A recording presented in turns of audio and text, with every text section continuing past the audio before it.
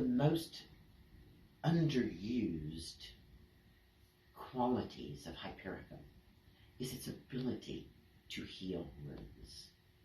It's interesting that this is so rarely talked about, and something that I certainly don't put very much into practice at all, when it turns out that historically it might be the most common use for Hypericum.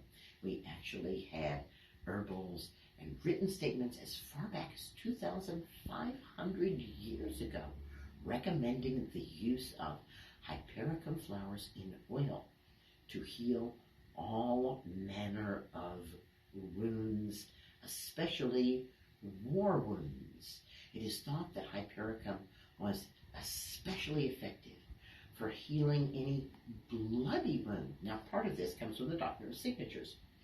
As you know or have seen, when you put these yellow flowers into oil, the oil slowly becomes red. When you take the yellow flowers and pour alcohol over them, vodka, whatever you're using, if it's clear, it's like herbal magic. It turns almost instantly red. When I was harvesting Hypericum up in Nova Scotia, way up north, our hands were stained red from picking the flowers all the way down our arms. First our fingertips, then it came down our palms and our wrists. It was like the oil was dripping down. So this doctrine of signature says bloody wounds are going to be healed by Hypericum. And it turns out that that is absolutely true. Hypericum has an astringency to help close up the wound. Its antibacterial action, and it is strongly antibacterial even against antibiotic-resistant bacteria, protects the wound, and it stimulates cellular regrowth. And because herbs are always giving us a little more, it eases pain because it's such a good ally to the nerves. We can begin to see how effective Hypericum is whenever there's an injury from trauma. In Spain, the old name for it was the military herb. Right, so we think about the getting stuck with a sword and the blood from that and the Hypericum and the whole idea of this red oil going on there. One very interesting thing to me is that back in those days, they felt that the sword was also injured by injuring someone, and that you had to use the same remedy that you used on the person on the sword itself in order to have complete healing.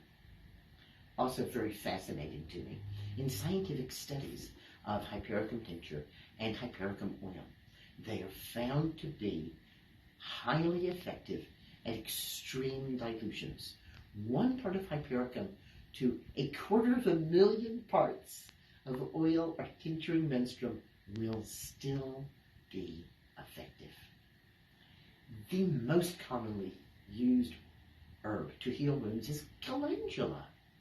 And in nose-to-nose studies of Hypericum against calendula, Hypericum won every time. So if you love calendula, why not add some Hypericum to it and get double, triple, or even quadruple what's going on. Again, what's really important here is that we have a full range of constituents, because the part of the Hypericum that is astringent is different than the part that kills the bacteria. Its multi-focused effect on wounds is because we're using the fresh plant put up in oil. Some of the constituents are very volatile. They're extremely important in wound healing, and once we dry it, it's just not nearly as effective. I'm going to start thinking about Hypericum the next time I get not just a burn, but any kind of wound. Oh, and what were we reading in that book? It said that first-degree burns were healed in 48 hours, and you said, oh, come on, a first-degree burn would heal by itself.